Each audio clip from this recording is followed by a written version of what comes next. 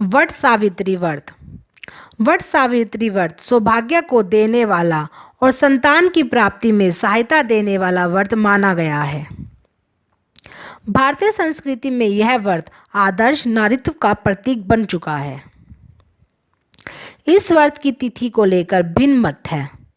सकत पुराण तथा भविष्योत्तर पुराण के अनुसार जेठ माह के शुक्ल पक्ष की पूर्णिमा को यह व्रत करने का विधान है।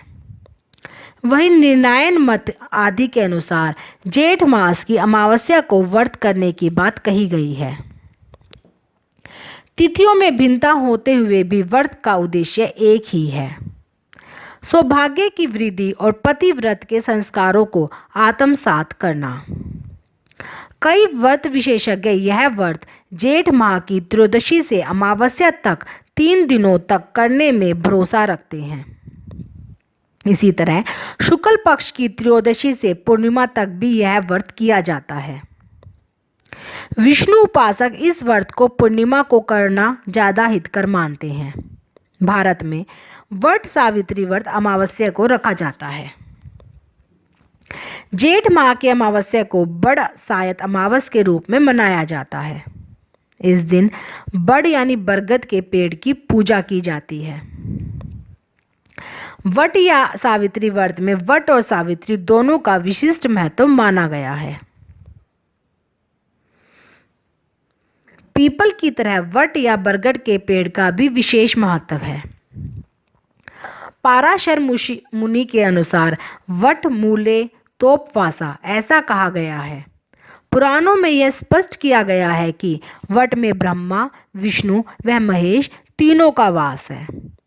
स्कंद पुराण में कहा गया है, अश्वत्थ रूपी विष्णु स्याध रूपी शिवो यत, अर्थात पीपल रूपी विष्णु व जटा रूपी शिव है।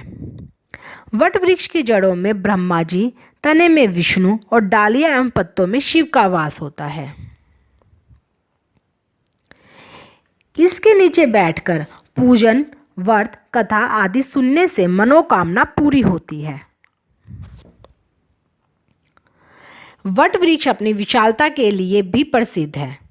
यह पेड़ लंबे समय तक अक्षय रहता है, इसलिए इसे अक्षय वट कहते हैं। अखंड सौभाग्य और आरोग्य के लिए वट वृक्ष की पूजा की जाती है। ऐसा लगता है कि सुहागिन महिलाएं वट वृक्ष की पूजा वही समझकर करती है कि मेरे पति भी वट की तरह विशाल और दीर्घायु बने रहें। इस वृक्ष की बड़ी महिमा है। अक्षय वट के पत्ते पर ही प्रलय के अंत में भगवान श्री कृष्ण ने मार्कंडेय को दर्शन दिए थे। देवी सावित्री भी वट वृक्ष में निवास करती है। प्रयाग में गंगा के तट पर स्थित अक्षय वट को तुलसीदास जी ने तीर्थराज का छत्र कहा है। वट वृक्ष के नीचे सावित्री ने अपने पति को पुनः जीवित किया था। तब से यह व्रत वट सावित्री के नाम से जाना जाता है। संभव है कि वनगमन में जेठ मास की तपती भूमि से रक्षा के लिए भी वट के नीचे पूजा की जाती रही हो और बाद में यह धार्मिक परंपरा के रूप में विकसित हो गई है। हिंदू धर्म में वट सावित्री व्रत को करवा चौथ के समान ही माना जाता है। वट सावित्री के व्रत में कई दिन 3 दिन का उपवास रखते हैं। 3 दिन बिना खाने के रहना मुश्किल है, इसलिए पहले दिन रात को खाना खा लेते हैं, दूसरे दिन फल फूल खा सकते हैं, व तीसरे दिन पूरा दिन का व्रत रहते हैं। रात में पूजा के बाद ये व्रत पूरा होता है। महिलाएं दुल्हन की तरह अपना साज श्रृंगार करती हैं। वट सावित्री व्रत पूजन विधि। प्रातःकाल घर की सफाई कर नित्य क्रम से निवृत्त होकर स्नान करें। तत्पश्चात पवित्र जल का पूरे घर में छिड़काव करें। इसके बाद बांस की टोकरी में सप्तधान्य भरकर ब्रह्मा जी की मूर्ति की स्थापना करें। ब्रह्मा के वाम पार्श्व में बाईं ओर सावित्री की मूर्ति स्थापित करें। दूसरी ओर सत्यवान की मूर्ति स्थापित करें। इसके बाद टोकरी को वट वृक्ष के नीचे ले जाकर रखें।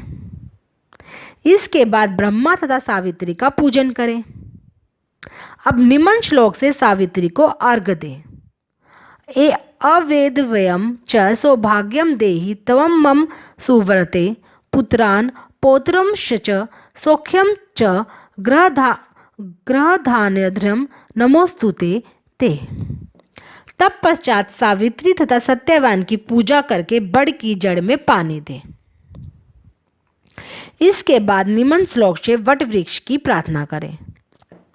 यथा शाखा प्रशाखा भृदृदो सही त्वं महितले तथा पुत्रेश्च पौत्रेश्च संपन्नम कुरु मा सदा।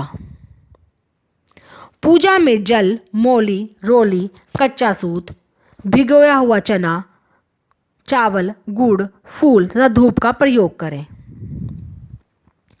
जल से वट वृक्ष को सींचकर उसके तने के चारों ओर कच्चा धागा लपेटकर 3 बार परिक्रमा करें। बड़ के पत्तों के गहने पहनकर वट सावित्री बड़ सायत अमावस की कथा सुने। भीगे हुए चनों में सामर्थ्य अनुसार पैसे रखकर बायना निकाला जाता है।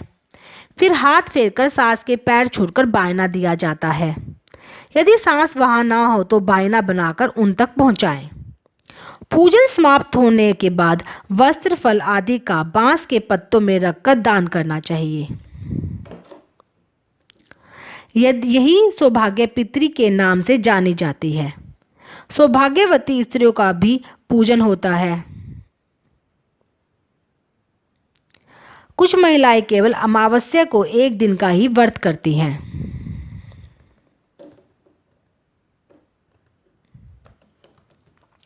वट सावित्री व्रत कथा। वट वृक्ष का पूजन और सावित्री सत्यवान की कथा का स्मरण करने के विधान के कारण ही यह व्रत वट सावित्री के नाम से प्रसिद्ध हुआ। सावित्री भारतीय संस्कृति में ऐतिहासिक चित्र माना जाता है। सावित्री का अर्थ वैद माता गायत्री और सरस्वती भी होता है। सावित्री का जन्म भी विशिष्ट परिस्थितियों में हुआ था। कहते हैं कि भद्र देश में अश्वमती नाम का राजा राज्य करता था। इस राजा की कोई संतान नहीं थी। एक बार उसने बड़े बड़े पंडितों को बुलाया और कहा, मुझे संतान नहीं हुई है, इसलिए आप मुझे कोई ऐसा उपाय बताएं जिससे मुझे संतान सुख की प्राप्ति हो। पंडित बोले, हे राजन, आपकी कुंडली में एक पुत्री योग है जो कि 12 वर्ष की आयु में विधवा हो जाएगी। राजा ने कहा, क्या मेरा नाम नहीं रहेगा? राजा ने बहुत यज्ञ हवन आदि कराए। यज्ञ व हवन करने से राजा की पत्नी गर्भवती तो हो गई।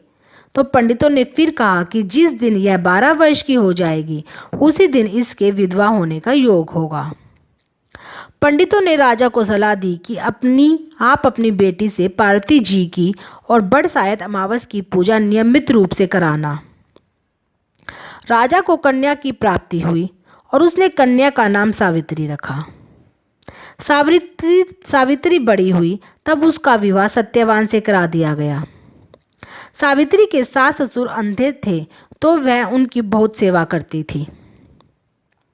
सत्यवान जंगल से लकड़ियां तोड़कर लाया करता था। सावित्री को तो पता था कि जिस दिन वह 12 साल की होगी उस दिन उसके पति की मृत्यु निश्चित है। जिस दिन वह 12 वर्ष की हुई उस दिन पति से हाथ जोड़कर बोली कि आज मैं आपके साथ चलूंगी। सत्यवान ने कहा, यदि तू मेरे साथ चलेगी तो मेरे अंधे माँ बाप की सेवा कौन करेगा? अगर वह कहेंगे तो मैं तुझे साथ ले जाऊंगा। फिर सावित्री अपने सास ससुर के पास आई और बोली, यदि आप कहे तो आज मैं जंगल देखने जाऊं? उसके सास ससुर ने जाने की इजाजत दे दी। जंगल में जाने के बाद सावित्री लकड़ी काटने लगी और सत्यवान पेड़ की छाया में सो गया।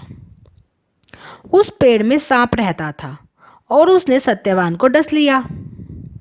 सावित्री मित्र सत्यवान को देखकर उसका सिर गोदी में रखकर रोने लगी। महादेव जी और पार्वती जी वहीं से गुजर रहे थे। उनकी नज़र जब सावित्री पर पड़ी तब पूछा कि पुत्री, रो क्यों रही हो? सावित्री ने रोते हुए उनके पैर पकड़ लिए और बोली, हे भगवान, आप मेरे पति को जीवित कर दो। वे बोले कि आज बड़ी शायद अमावस का दिन है, तुम उसकी पूजा करोगी तो तुम्हारा पति जिंदा हो जाएगा। यह सुनकर सावित्री ने बड़े ही प्रेम भाव से बड़ की पूजा की। बड़ के पत्तों के गहने बनाकर पहने तो वह पत्ते हीरे और मोती में बदल गए। कुछ ही समय में धर्मराज का दूत आ गया और सत्यवान को ले जाने लगा तो सावित्री ने उसके पैर पकड़ लिए। धर्मराज बोले कि तू वरदान मांग। सावित्री ने कहा कि मेरे माता पिता के पुत्र नहीं हैं, वे पुत्रवान हो जाएं। धर्मराज बोले सत्य वचन हो जाएगा। फिर बोली मेरे सास ससुर अंधे हैं, उनके नेत्रों में प्रकाश भर दो। धर्मराज ने तथास्तु कहा, लेकिन सावित्री ने धर्मराज का पीछा नहीं छोड़ा। धर्मराज ने कहा कि अब तुझे और क्या चाहिए।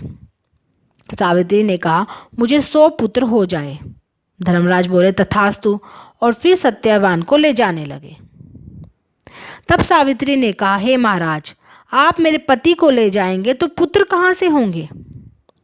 धर्मराज ने कहा कि हे सती, तुझे सुहाग सुख नहीं था, लेकिन बड़ शायद अमावस करने से, पार्वती जी की पूजा करने से तेरा पति जीवित हो जाएगा। उसके बाद ढिंडोरा पिटवा दिया गया कि जब जेठ माह की अमावस आएगी तब सभी बड़ के पेड़ की पूजा करना और बड़ के पत्तों का गहना बनाकर पहनना और बायना निकालना। कहानी के अंत में कहना कि हे महाराज, जैसे बड़ शायद अमावस ने सावित्री को सुहाग दिया, उसी प्रकार सबको देना। जो भी इस कहानी को सुने या सुनाए, उसकी सभी मनोकामनाओं को पूरा करना। बड़ शायद को ही वट सावित्री, वट अमावस अथवा बड़ अमावस भी कहा जाता है। वट सावित्री व्रत महत्व।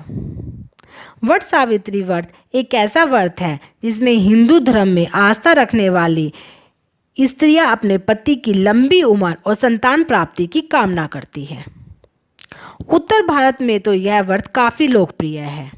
जैसा कि इसकी कथा से ही ज्ञात होता है कि यह पर्व हर परिस्थिति में अपने जीवन साथी का साथ देने वाला संदेश देता है।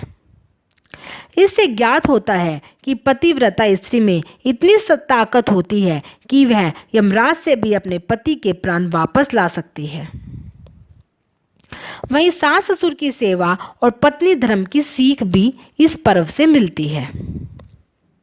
मान्यता है कि इस दिन सौभाग्यवती स्त्रियां अपने पति की लंबी आयु, स्वास्थ्य और उन्नति और संतान प्राप्ति के लिए यह व्रत रखती हैं। दार्शनिक दृष्टि से देखें तो वट वृक्ष दीर्घायु व अमरत्व बोध के प्रतीक के नाते भी स्वीकार किया जाता है। वट वृक्ष ज्ञान व निर्वाण का भी प्रतीक है। भगवान बुद्ध को इसी वृक्ष के नीचे ज्ञान प्राप्त हुआ था, इसलिए वट वृक्ष को पति की दीर्घायु के लिए पूजना इस व्रत का अंग बना है। महिलाएं व्रत पूजन कर कथा कर्म के साथ साथ जाने वाले वट सावित्री व्रत आदर्श नारीत्व के प्रतीक के नाते स्वीकार किया जाता है। वट वृक्ष की अन्य विशेषताएं। मृत्यु के देवता यमराज ने जब सावित्री के पति सत्यवान के प्राण का हरण किए, तब सावित्री ने अपने पति के प्राण की रक्षा के लिए यमराज से 3 दिन शास्त्र की। उसके बाद प्रसन्न होकर यमराज ने सत्यवान को पुनः जीवित कर दिया। यमराज और सावित्री के मध्य शास्त्रार्थ वट वृक्ष के नीचे हुई थी। इसी कारण सावित्री के साथ वट वृक्ष का भी संबंध जुड़ गया और बरगद का महत्व बढ़ गया। प्रयाग के अक्षय वट के नीचे श्री राम, सीता जी एवं लक्ष्मण जी ने विश्राम किया था। ब्रह्मा, विष्णु, महेश, नरसिंह, नील एवं माधव का निवास स्थान वट वृक्ष है। वट वृक्ष का संबंध शिव तथा शनि देव से भी है और दोनों देव न्यायप्रिय है। लोक प्रसिद्ध कथा के अनुसार इसी वृक्ष के नीचे पतिव्रता सावित्री को यमराज से न्याय की प्राप्ति हुई थी। कहा जाता है कि प्रलय काल में बाल मुकुंद ने वट वृक्ष पर शयन किया था। शास्त्रों में पीपल, बरगद तथा शमी को पवित्र वृक्ष बताया गया है। यज्ञ में इन वृक्षों के लकड़ी का प्रयोग करने से सभी प्रकार के मनोकामना की पूर्ति के साथ साथ वातावरण भी शुद्ध होता है। सभी पवित्र वृक्षों में वट वृक्ष की उम्र अधिक होती है। बरगद वृक्ष में रहने वाले जटा शिवजी की जटा के अनुरूप ही है।